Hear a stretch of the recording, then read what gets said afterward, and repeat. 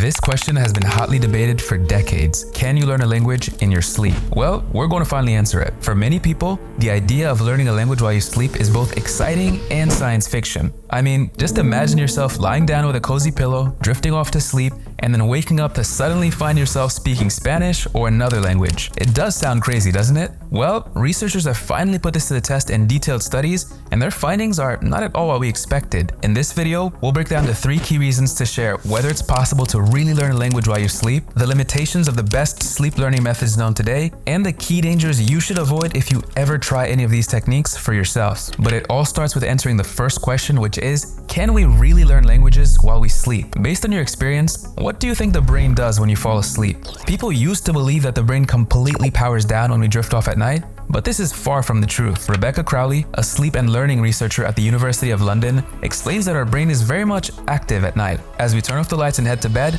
our brain kicks off its night job, working to integrate information from the day into our knowledge base by shuttling along the facts and things we learned from our short-term to our long-term memory. So what does this mean for sleep language learning? Well, 2 Swiss universities tried to answer this question with a wildly fascinating study. The researchers gathered a group of 68 young, healthy German native speakers who didn't have any significant knowledge of the Dutch language, and they split them evenly into 4 teams. Then the experiment began. At 10 p.m. in the night, the 4 teams were gathered for their first of 3 tasks, the learning phase. The first task included 2 things: a language vocabulary list of 120 Dutch words along with their German translations and a loudspeaker. The researchers began by playing the full list of Dutch to German word pairs over the loudspeaker, one at a time, and they instructed everyone to memorize as many word pairs as they could. After every word pair had been played, they repeated the task a second time. But in this instance, they would play the Dutch word by itself and then leave a silence for a few seconds during which each participant had to say the correct German translation or say next in German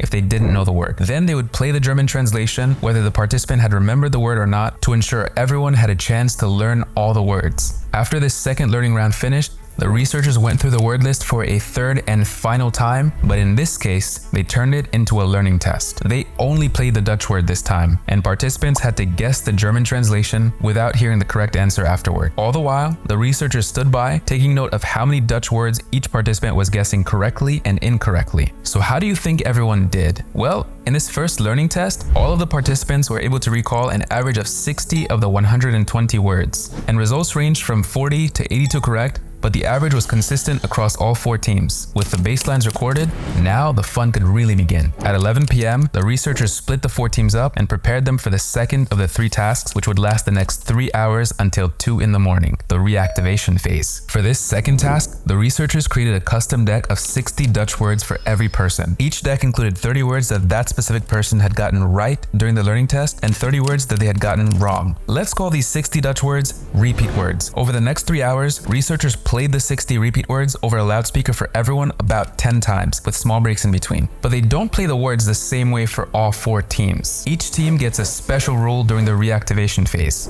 Team A becomes the awake and focused team. They're told to stay awake during the 3-hour reactivation period, and they must focus fully on the Dutch words as they're being played over the loudspeaker. No distractions allowed during playback. Team B becomes the awake and distracted team. They're also instructed to stay awake during this phase, but they're given small memory tasks to do on the computer as the Dutch words play over the loudspeaker. They have to multitask. And during the small breaks, they're told to continue to stay active by playing computer games like Bubble Shooter to keep their minds moving. Team C becomes the asleep and audio team. They're a special group. This team has to sleep during the reactivation phase, and as they sleep, each person will have a personal loudspeaker connected to a control whose job is to monitor their sleeping patterns and ensure that the Dutch words play over the audio without waking the person up. And Team D becomes the asleep and silent team. They also get to sleep like the previous team, but for this group, no audio of Dutch words will be played. This team will get to sleep in silence, unbothered, and they will not hear any words at all. How do you think the 4 teams did? Well, at 2 a.m., everyone woke up and gathered for their third and final task, the recall phase. This was the big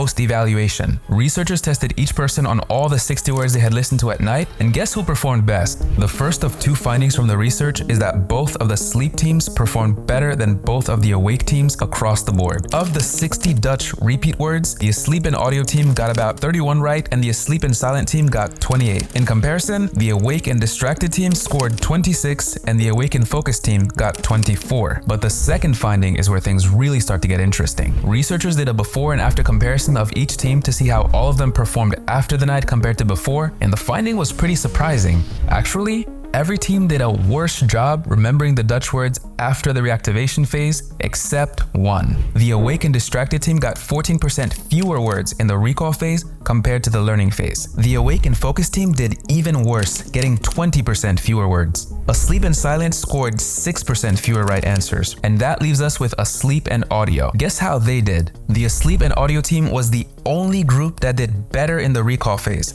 and they got 5% more words after the sleep audio. So what does this mean? Can we learn a language in our sleep? Well, the key takeaway from the Swiss study seems to be that listening to audio of what we learn during the day while we sleep can actually help us better remember those lessons. That would suggest that language learners could expose themselves to new words during the day, replay audio of those words at night, and improve their retention the next day. But before you click off and go try this for yourself, there are some critical caveats that could make learning while asleep fail or even dangerous, which takes us to part 2. What are the limitations of sleep language learning?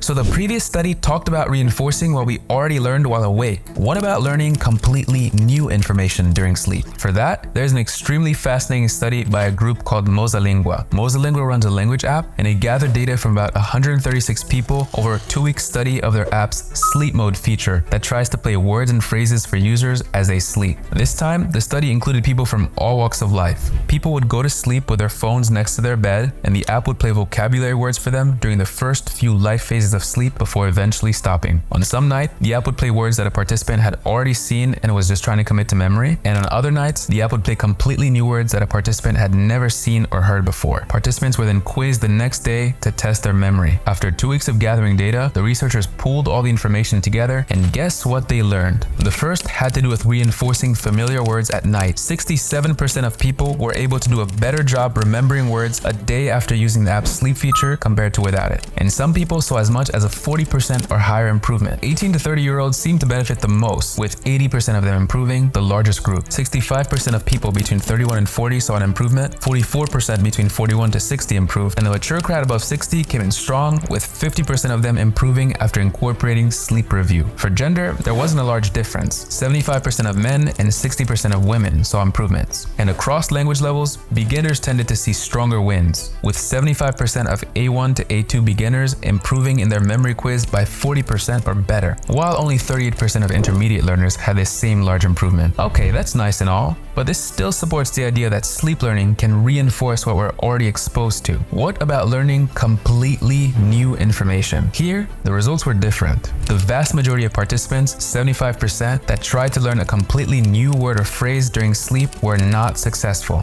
Only a third of them showed some minimal improvements, and this was not enough to conclude that the sleep learning feature could help learn new words. And that's what all the research seems to point to. While a lot of studies have been able to support the idea that we can reinforce what we learn during the day with nighttime exposure, it doesn't seem that anyone has been able to convincingly show that we can learn completely new words and phrases while we sleep. And this inability to really learn new information in sleep isn't the only limitation. Some of the other ones can actually be pretty dangerous, which takes us to part 3. What are the red flags that you should avoid if you ever attempt to learn a language while you sleep? First and foremost, don't deprive yourself of good quality sleep. Sleep deprivation is one of the worst enemies to language learning and overall health. And you don't want some loud audio playing all night that's going to prevent you from falling asleep or wake you up in the middle of the night. In the Swiss study with the 4 teams, the researchers used complex technology to monitor the participants' sleep cycles, and they targeted their audio to play at very specific moments. Researchers programmed the audio to only play during sleep stages N2 and N3, and the audio automatically stopped whenever it detected signs of REM sleep or other stages to not wake up the participants. So if you wanted to try sleep learning, you'd need some way to target your sleep cycle and avoid waking yourself up. You could guesstimate a timer to start audio about half an hour after you fall asleep, or use apps like Mosalingua with a sleep mode, but these haven't been extensively studied, so they might not always hit the right stages of sleep for you. Second, avoid loud audio. Ensure that any audio you play during sleep is at a volume that's perceptible but not disruptive to your sleep cycle. Thirdly, avoid new material. Sleep and learning researcher Rebecca Crowley suggests that the best way to do sleep language learning is to replay your language lessons at night. That will ensure that you're reviewing materials in a way that's familiar to the way you learn them during the day to reinforce those lessons. Fourthly, don't expect to go beyond words and phrases. Sleep learning can help as a memory reinforcement tool, but it will not make you fluent in another language. Things like deep grammar lessons or pronunciation haven't been widely studied, and I don't have high hopes there. So while there's some evidence of memory reinforcement from sleep language learning, I'll probably focus my efforts on learning while awake and getting a good night's sleep. But this is definitely not the craziest language tactic that people have tried. The military has tested some very out-of-the-box ideas to learn languages really fast, and some of those actually seem like things that we can copy. We covered a bunch of those techniques in this video, so I'll see you there, and hasta la próxima.